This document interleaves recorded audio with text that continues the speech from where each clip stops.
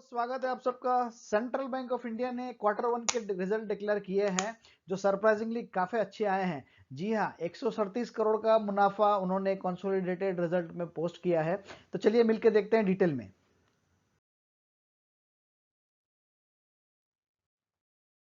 इससे पहले थोड़ा बैंक के बारे में जो कुछ लेटेस्ट न्यूज है उसके बारे में नजर करते हैं। ये 3 हफ्ते पहले की न्यूज है जहां वो कह रहे हैं कि only 5 PSBs in India soon government to sell stakes in Bank of India, central bank, Indian Oriental Bank, UCO Bank and others. तो ये जो बैंक्स है ये सबके अंदर गवर्नमेंट जो अपना हिस्सेदारी बेचने वाली है। तो ये सेंट्रल बैंक भी आज नहीं तो कल कोई बड़े बैंक के अंदर मर्ज होगा, ऐसा अभी तो लग रहा है। और ये सेम डे अगर देखो स्क्रीनशॉट देखोगे तो सडनली एक साथ न्यूज आई थी। कुछ कुछ केस में हो चुका है, जैसा आपने देखा होगा बैंक ऑफ बड़ौदा के अंदर विजया बैंक और यस बैंक मर्ज हो चुकी है। स्टेट बैंक ऑफ इंडिया के अंदर वो महिला बैंक हो गया, स्टेट बैंक ऑफ सौराष्ट्र हो गया, स्टेट बैंक ऑफ हैदराबाद हो गया, ऑलरेडी मर्ज हो चुके हैं। तो ये फेज वाइज प्रोसेस है, कुछ ऑलरेडी हो चुका है, कुछ अभी होने वाले हैं। तो सेंट्रल बैंक भी आज नहीं तो कल, जैसा मैंने कहा, कहीं ना कहीं आपको मर्ज होता हुआ दिखेगा। ये है वो रिजल्ट जो उन्होंने डिक्लेयर किया है। एक ही पन्ने में स्टैंड अलोन और कंसोलिडेटेड दोनों एक साथ दिया है। हम बात करेंगे कंसोलिडेटेड रिजल्ट की। जो रिजल्ट यहाँ पे उन्होंने डिक्लेयर किए हैं वो है लैक्स के अंदर, हम करोड़ में कन्वर्ट करेंगे सहूलियत के हिसाब से। बात करेंगे उनकी इनकम की। भाई, कोरोना के बावजूद इनके रिजल्ट बहुत ही अच्छे आए हैं और इनकम में भी बढ़ोतरी, ऐसा लग रहा है कि कोई असर हुआ ही नहीं है इनकी कोरोना की। इनफैक्ट इनके जो रिजल्ट अभी आए हैं वो उनके पिछले क्वार्टर से भी अच्छे हैं और पिछले साल जो के सेम क्वार्टर से भी अच्छे आए हैं। तो एक बहुत अच्छी खबर है। गवर्नमेंट की तरफ से भी काफ़ी इनको पेशेस के ऊपर भी प्रेशर है कि आपने बहुत बहुत सारा घाटा कर दिया है। तो अभी तक इन्होंने, आप रिजल्ट पे देखेंगे 5 साल में तो सिर्फ घाटा ही घाटा किया है। लेकिन अब जो है ना, शायद कहीं पे बॉटम बनता नजर आ रहा है। और जो यहाँ से ऐसा लग रहा है कि जो यू शेप या वी शेप की रिकवरी यहाँ से होती हुई दिखेगी, जहाँ पे इनका परफॉर्मेंस अब यहाँ से ऊपर ही जाता हुआ दिखेगा। क्योंकि अब ये बहुत ही नीचे आ चुके हैं, तो अब और नीचे जाने की शायद अब उतनी गुंजाइश रही नहीं। और वो अब गवर्नमेंट का जिस तरह का भी इनके ऊपर मॉनिटरिंग है, आरबीआई की कंट्रोल है, तो इससे और नीचे वो जाने भी नहीं देंगे। तो अभी जो है सफाई अभियान ऑलरेडी शुरू हो चुका है और अब इन्होंने भी अपने एंड से थोड़ा जोर लगा के अच्छे से काम करना शुरू कर दिया है और ये रिजल्ट उसका प्रूफ है। यहाँ पे देखिए इनकी जो इनकम हुई है इस क्वार्टर में वो हो जो हुई है 6,751 करोड़ की। 6,751 करोड़ इनकम हुई है, जो पिछले क्वार्टर में 6,743 की थी, आसपास की थी, 6,743 करोड़ की। तो यहाँ पे एक नॉमिनल सा इंक्रीमेंट है, लेकिन इंक्रीमेंट है कितना है, भले ही वो 8 करोड़ का 8 करोड़ से उनकी इनकम बड़ी है, लेकिन बड़ी है, कम नहीं हुई कोरोना के बावजूद भी। और हमें भूलना नहीं चाहिए कि कोरोना के बावजूद आया है। अप्रैल वगैरह भले वो एसेंशियल में आता है बैंक, लेकिन लोग जाएंगे ही नहीं, ज़्यादातर लोग घर के अंदर ही थे। तो फिर बैंक खुली रखने से भी बहुत ज़्यादा बिजनेस बढ़ने का चांस कम है, फुटफॉल्स हर जगह कम हो गया था। बावजूद इसके उन्होंने ये अचीव किया है, तो ये बहुत अच्छी न्यूज़ है बैंक के लिए भी और शेयर होल्डर्स के लिए भी। इनफैक्ट पिछले साल से देखेंगे तो पिछले साल में 6,518 करोड़ की इनकम हुई थी। तो ये उससे अगर आप देखोगे तो ये 230 करोड़ के आसपास की ज़्यादा है पिछले साल के मुकाबले। तो बहुत अच्छी न्यूज़ है, जैसे मैं आपको आगे बताया। अगर एक्सपेंस फ्रंट पे काम करेंगे तो यहाँ पे भी काम अच्छा किया है। यहाँ पे आप देखोगे तो 6,225 करोड़ के उनके एक्सपेंस थे पिछले क्वार्टर में, और अभी कितने हैं, 5,454। ये देखिए, ये करीब करीब 800 करोड़ के आसपास की रिडक्स है उनके टोटल एक्सपेंडिचर में। तो बहुत अच्छा इनके एफर्ट अभी तो यहाँ पे दिखाई दे रहे हैं। अगर पिछले साल वाले में देखोगे तो वहाँ 5,410 करोड़ के एफर्ट थे, जो अभी के क्वार्टर के बराबर ही है।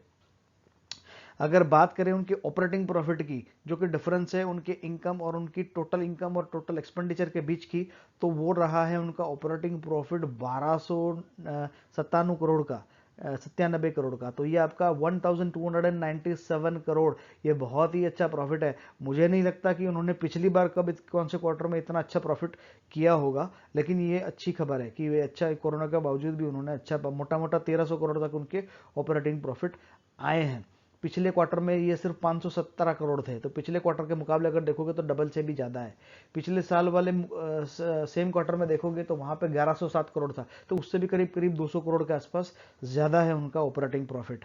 ठीक है, अब प्रोविजन यहाँ पे उन्होंने कम लिए है। अब प्रोविजन कम होने, हम एक्सपेक्ट कर रहे थे कि शायद प्रोविजन ज़्यादा है, क्योंकि वो मोरेटोरियम के चलते, वैसे 10% का कुछ गाइडलाइंस भी आया था, तो उसके चलते एक्सपेक्ट कर रहे थे कि प्रोविजन कहीं ज़्यादा बढ़ेगा।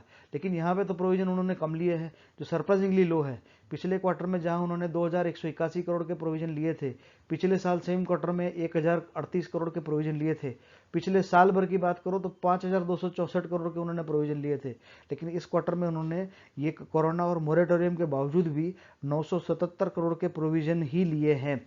तो ये शायद उनका कॉन्फिडेंस भी हो सकता है, या बहुत सारा प्रोविजन वो आगे ले चुके हैं, तो शायद अब और प्रोविजन की शायद उनको जरूर नहीं लग रही है। तो ये भी एक अच्छा संकेत है। हालांकि मैं उम्मीद करता हूं कि उन्होंने बहुत ज़्यादा ही ये कंजर्वेटिव ये ना लिया हो प्रॉफिट दिखाने के चक्कर में, बट अभी तो लग रहा है कि ये अच्छे, मतलब ठीक ठाक अभी लग रहा है। अगर सच में इतने ही है, उन्होंने सही अंदाज़ा लगाया, तो ये बहुत अच्छी बात है। तो उसके चलते प्रॉफिट से पहले उनका 3200 करोड़, मतलब ये जो आपका प्रोविजन लेने के बाद 3200 करोड़ का उनका प्रॉफिट है। और अगर टैक्स एक्सपेंस को पकड़े, तो टैक्स एक्सपेंस को पकड़ने के बाद उनका जो नेट प्रॉफिट आया है, माफ कीजिए मैं 3200 बोला, 320 करोड़ का प्रॉफिट था उनका टैक्स एक्सेप्शनल आइटम लेने के बाद। और टैक्स पकड़ने के बाद उनका जो नेट प्रॉफिट है वो 137 करोड़ का रहा। जी हाँ, सेंट्रल बैंक ऑफ इंडिया का इस क्वार्टर का नेट प्रॉफिट सब कुछ पकड़ने के बाद रहा 137 करोड़, जो कि पिछले क्वार्टर के -1533 करोड़ से कहीं गुना अच्छा है। ये बहुत ही अच्छा परफॉर्मेंस इन्होंने यहाँ पे दिया है। पिछले साल सेम क्वार्टर में ये 115 करोड़ के आसपास का, तो उससे भी अच्छा रिजल्ट है। तो ये बहुत अच्छा रिजल्ट है।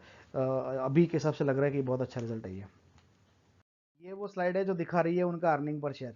जैसा कि हम देख पा रहे हैं कि सब कुछ पकड़ने के बाद इनका अर्निंग पर शेयर पॉजिटिव में 0.26 रुपीस या 26 पैसे प्रति शेयर आया है इस क्वार्टर का, जो पिछले क्वार्टर में -2.98, मोटा मोटा -3 रुपये था। 3 रुपये का लॉस था पिछले क्वार्टर में। तो ये अच्छा परफॉर्मेंस यहाँ पे आता हुआ दिखाई दे रहा है। अगर जो उन्होंने एनपीए का फिगर दिए है वो उन्होंने स्टैंड अलोन रिजल्ट में यहाँ पे दिए हुए हैं, तो अगर आप देखेंगे तो वहाँ पे ज़्यादा इंप्रूवमेंट नहीं है, मतलब वो जैसा चल रहा था वैसे ही है। इनके ग्रॉस एनपीए जो है वो पिछले साल भर में वो 18-19% के आसपास के थे। पिछले क्वार्टर में ये 18-92 थे। पिछले साल सेम क्वार्टर में 20% के आसपास थे।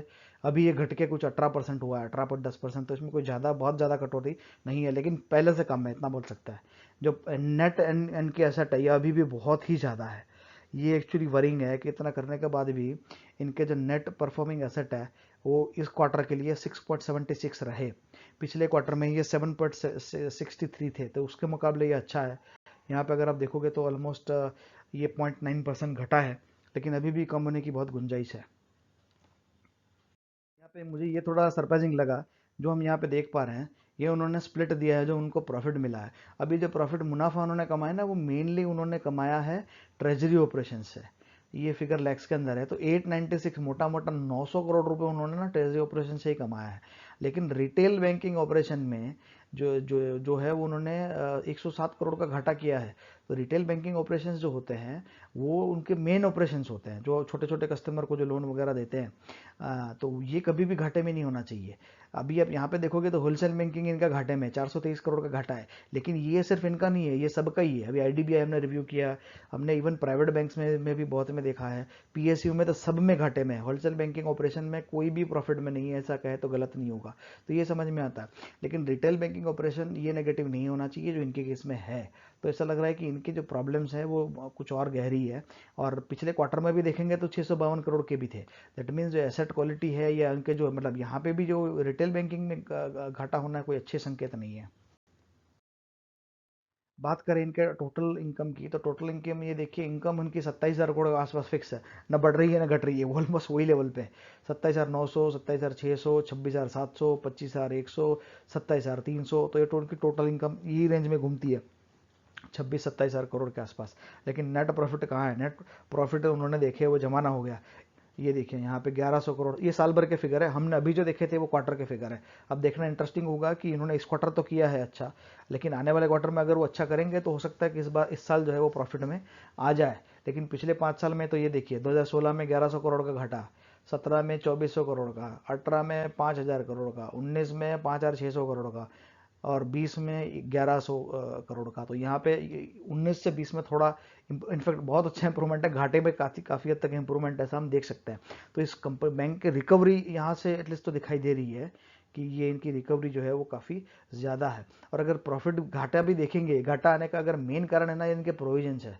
ये देखिए, तो उल्टे सीधे जो भी लोन बांट रखे थे उसके चक्कर में उन्होंने अच्छे खासे प्रोविजन यहाँ पे लिए हैं।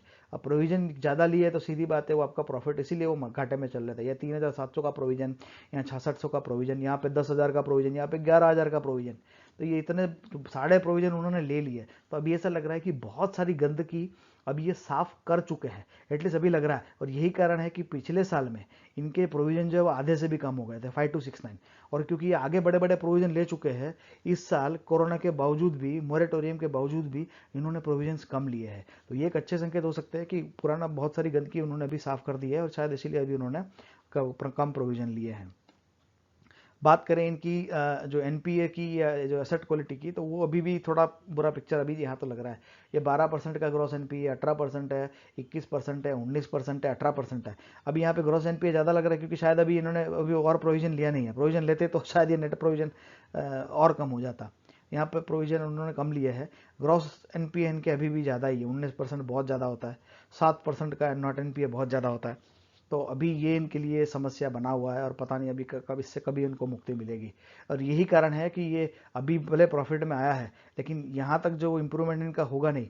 इस बैंक के अगेंस्ट जाने वाली बात जो मेन अभी लग रही है, तो दो ही चीज़ें हैं जो इनके अगेंस्ट में जा रही है। इनका जो बहुत high NPA, gross NPA, net NPA अभी भी बहुत ही ज़्यादा है, बहुत ही ज़्यादा है। इनका 1% से ज़्यादा, अच्छा बैंक वो है जिनका 1% से ज़्यादा का नेट एनपीए नहीं होना चाहिए। ये उससे 7.5 गुना ज़्यादा है। ठीक है, ये पहली बात हो गई। और दूसरी बात जो हम कह रहे थे कि इनके जो ये नेट प्रॉफिट में जब प्रॉफिट कंटिन्यूस बनाना शुरू करेंगे, तो हम बोल सकते हैं कि यहाँ पे प्रॉफिट आना शुरू भी हो गया और एनपीए भी कम हो रहा है। तो उसके बाद से इसके बारे में सोचा जा सकता है। ये देखिए उसके प्राइस के चार्ट है। शेयर होल्डर्स के लिए यहाँ पे ज़्यादा कुछ नहीं है, ज़्यादा कुछ क्या, बिल्कुल भी नहीं है। 2007 में जो 102 रुपये का शेयर का रेट हुआ करता था, वो आज 13 साल बाद 1/5 हो गया है। अगर मैं अपनी ये चार्ट जो है सारी स्लाइड में दिखाता हूँ और ये कहता हूँ कि लॉन्ग टर्म इन्वेस्टमेंट करना चाहिए, फ़ायदेमंद है। लेकिन वो तभी फ़ायदेमंद है जब सही कंपनी में इन्वेस्ट किया जाए।